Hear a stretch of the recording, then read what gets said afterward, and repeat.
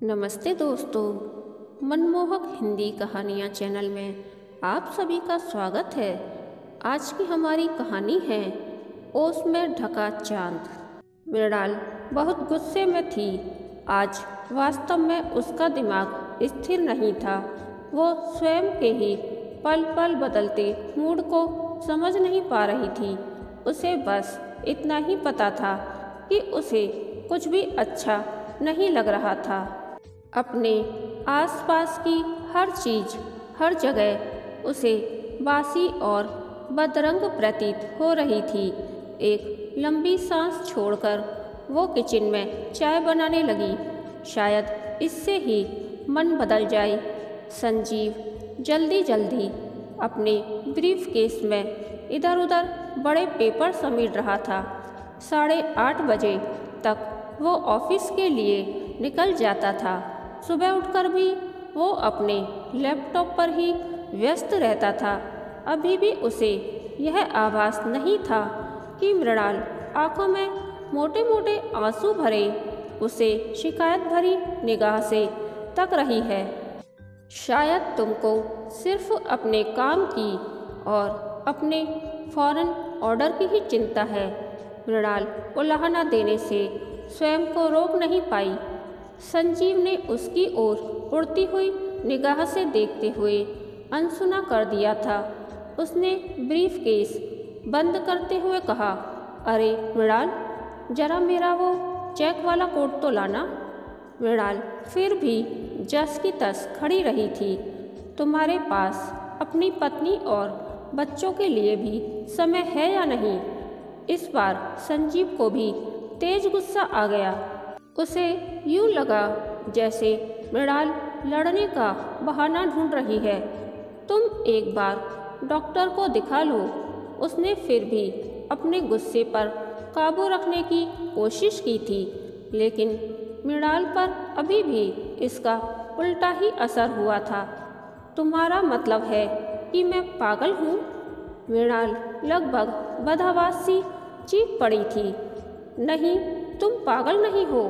दरअसल तुम्हारे पास कोई काम नहीं है और तुम्हारे ख्याल से इस दुनिया के सभी लोग फालतू हैं। संजीव बोल ही रहा था कि उसका फ़ोन बज उठा था। शायद क्लाइंट का था। I am just coming.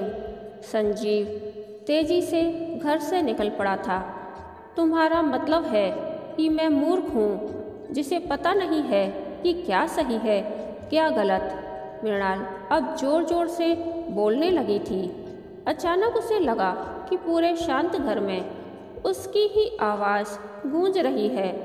Mrinal को लगा जैसे कि उसका सिर घूम रहा है। सूरज अपनी पूरी व्यस्तता से आसमान में चमक रहा था।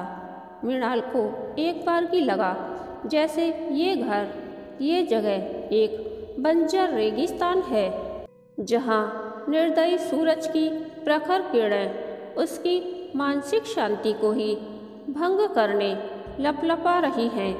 किसी को मेरी परवाह नहीं है। मुझे ही खुद को प्यार करना होगा, तसल्ली देनी होगी। क्या सच में वैवाहिक बंधन एक थोपा हुआ बंधन है? आपसी सामंजस्य न बिठा पाने पर जीवन साथी एक साथी कम बल्कि एक दुश्मन ज्यादा लगता है। मृणाल की आंखों में विवशता के आंसू उमड़ आए थे।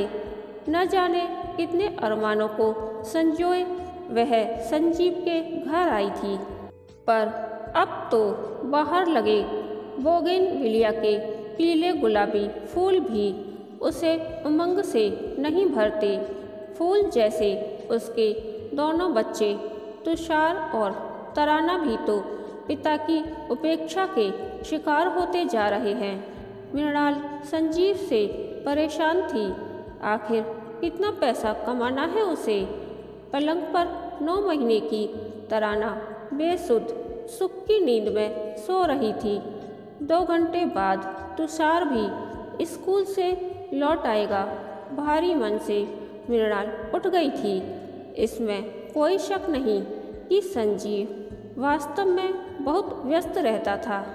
दरअसल उसने अपनी लगी लगाई नौकरी छोड़कर अपने मित्र के साथ एक एक्सपोर्ट कंपनी शुरू की थी और बस उस दिन से वो जैसे उसकी अदृश्य परछाई ही देख पाती थी।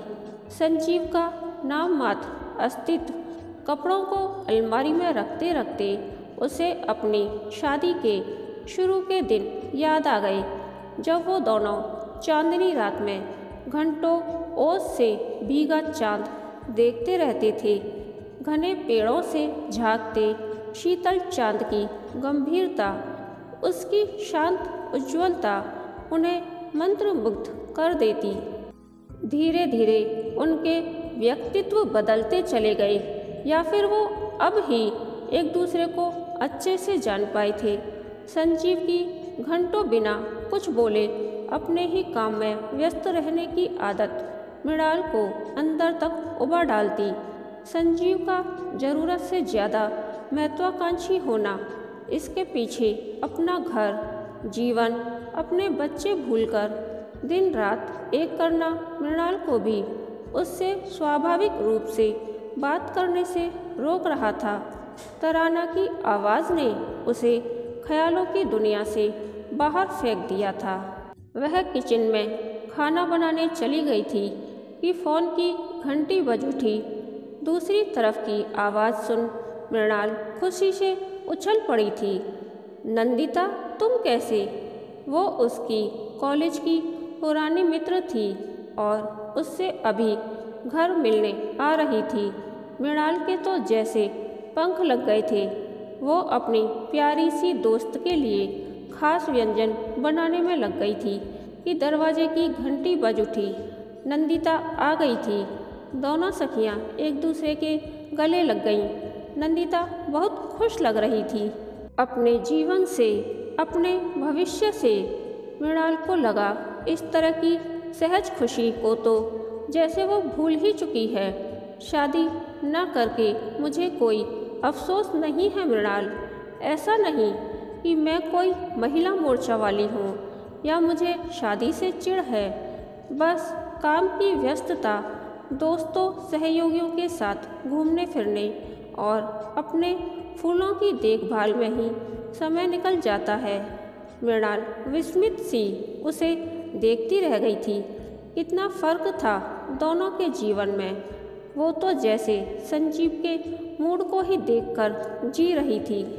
ये चार दीवारी ही उसकी दुनिया थी। इस जीवन से तालमेल बिठाते बिठाते जैसे वो भूल गई थी कि उसका भी कोई अस्तित्व है। नंदिता की खट्टी मीठी बातों को सुनते सुनते कब पूरा दिन बीत गया पता ही नहीं चला। नंदिता के खुशी और नित नए अनुभव का उत्साह उसके चमकते गालों पर झलक रहा था। मृणाल को लगा शायद संजीव की उदासीन व्यस्त आंखों में उसके चेहरे को पढ़ने देखने के लिए न कोई उत्साह है और न चाहत। एक शुष्कता में मृणाल की आंखें नम हो गई थीं। नंदिता को वापस जाना था। अगली बार जल्द मिलने का वायदा कर भारी मन से दोनों सखियों ने एक दूसरे से विदा ली। मृणाल घर में दाखिल हुई थी कि फ़ोन की घंटी बज उठी। फ़ोन तुषार के स्कूल से था। उसकी टीचर की घबराई हुई आवाज़ आई, आप तुषार की मम्मी बोल रही हैं? जी हाँ। दूसरी तरफ की घबराई आवाज़ सुनकर मृणाल भी किसी आशंका से भयभीत हो गई। आपका बेटा फर्स्ट फ्लोर से नीचे गिर गया है। आप फौरन डॉक्टर भार्गव क्लिनिक पहुँचें। फ़ोन से निकले शब्द मृणाल की कनपटी पर हथौड़े से बजने लगे। तराना को पड़ोस में सौंप वो डॉक्टर भार्गव के क्लिनिक की ओर भागी थी। आंखों से आंसू थम ही नहीं रहे थे। क्या हो रहा होगा तुषार का? टैक्सी की बढ़ती गति के साथ ही उसके विचारों की गति भी बढ़ती जा रही थी। घबराहट में मृणाल ने कई नंबर मिला लिए थे। कर्नल जोशी, उनके पारिवारिक मित्र भी सपत्नी हॉस्पिटल पहुंच गए। तुषार की तबीयत वास्तव में बहुत खराब थी। संजीव के फ़ोन लगातार आ रहे थे। वो कह रहा था कि वो जल्द से जल्द आने की कोशिश कर रहा है। मृणाल को एक बार भी विश्वास नहीं हो रहा था। उसे मालूम था कि संजीव आज अत्यंत महत्वपूर्ण मीटिंग में है। उसे फॉरेन असाइनमेंट भी मिलने वाला था। मृणाल अपना दिमाग झटक कर डॉक्टर की बताई दवाई या इंजेक्शन जुटाने में लग गई। बीच बीच में उसे तराना का भी ख्याल आ जाता था। उसका मोबाइल भी लगातार बज रहा था। सभी उसे तसल्ली दे रहे थे, कहाँ है तुषार? संजीव की आवाज़ सुनकर वो चौंक पड़ी। संजीव यहाँ कैसे? मृणाल सामने खड़े संजीव को देख हतप्रभ रह गई। दरअसल आज तो मिस्टर त्रिवेदी ने उसे फॉरेन डेलीगेट्स संभालने का काम दे रखा था। कितने दिनों से संजीव इस प्रोजेक्ट को सफल बनाने के लिए दिन रात एक किए था। यह असाइनमेंट न सिर्फ उसके लिए बल्कि कंपनी के लिए भी कई मामलों में महत्वपूर्ण था।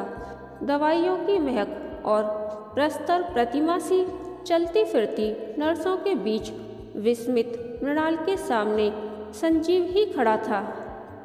कर्नल जोशी भी विदा ले रहे थे और रात को दोबारा आने का आश्वासन दे रहे थे। संजीव ने मृणाल के हाथों से दवाइयाँ ले ली थीं। आप तो बाहर जाने वाले थे, मृणाल कह रही थी। मैं सब कुछ भूल गया हूँ मृणाल। तुषार की तबीयत के बारे में सुनते ही मैं सब कुछ भूल गया हूँ। अब तुम आराम कर लो। वो वास्तव में बहुत चिंतित लग रहा था। क्या यह वही संजीव है जिसे अपने काम, अपने कैरियर, पैसे और महत्वाकांक्षाओं के बीच बच्चे कब बड़े हुए यह भी नहीं ध्यान रहा? या वही नहीं समझ पाई थी संजीव को? ख्यालों में डूबी मृणाल तुषार के कमरे में चली आई थी। खिड़की के बाहर चांदनी रात छिटक आई थी। तुषार का हाथ पकड़े धीर गंभीर संजीव पलंग के कोने पर बैठा था। मृणाल उसके सिरहाने खड़ी थी। तुषार ने आंखें खोल दी थीं।